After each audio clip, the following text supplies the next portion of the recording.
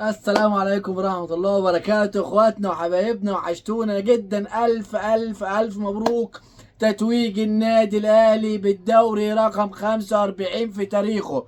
اسمعوا يا عالم يا تعبانة، خلي الناس كلها تسمع. مبروك النادي الاهلي الدوري رقم 45 في تاريخه.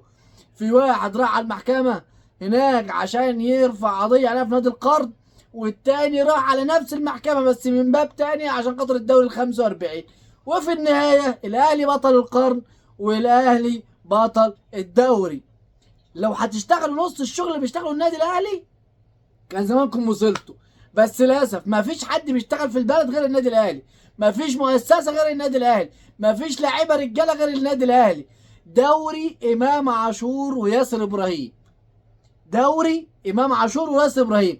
شوف لعيبه الاهلي النهارده، شوف لقطات اللعيبه مع بعض النهارده، شوف النهارده اللعيبه بتعمل ايه مع علي معلول، شوف جمهورنا العظيم الوفي بيعمل ايه مع علي معلول النهارده، شوف لقطه علي معلول النهارده مع اكرم توفيق. اتفرج واتمتع بلمسه حسين الشحات اللي ما بيشاركش واللي في اعز الحاجه الهدف.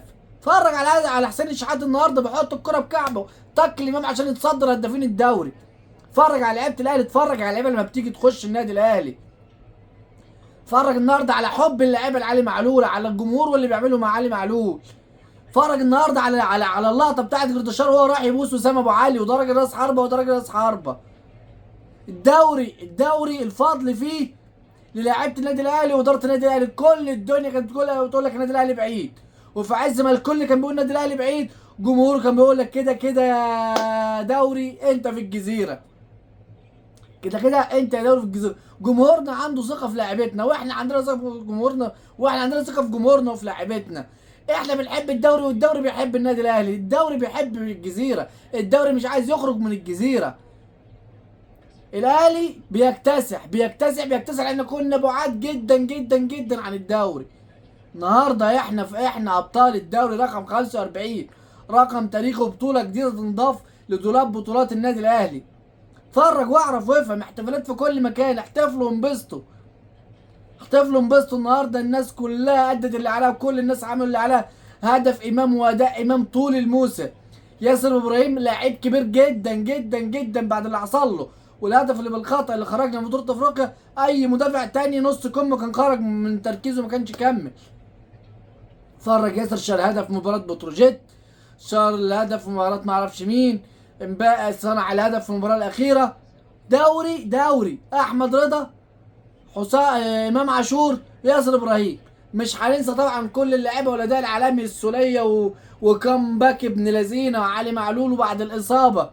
الناس اللي جت جديده، اشرف داري، آه اشرف بن شرقي، الناس اللي بتحسب لها اول دوري. اتفرج واتمتع واعرف انت تبقى فين لما بتلعب في النادي الاهلي.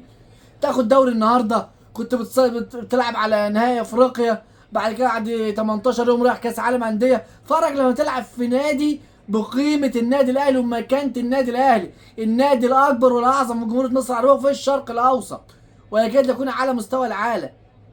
خليك فخور، خليك فخور، خليك فخور ان انت بتشجع النادي الاهلي. اخواتنا وحبايبنا، الف الف الف مبروك للنادي الاهلي، والف مبروك لينا كلنا احنا والجمهور وكل الناس اللي بحب وتدعم النادي الاهلي. دي النهارده هنتابع الاحتفالات وهننزل الاهداف وهننزل كل حاجه حلوه تخص النادي الاهلي. دعمونا بلايك وشير عشان الفيديو يوصل لاكبر عدد من الناس، والسلام عليكم ورحمه الله وبركاته. سلام.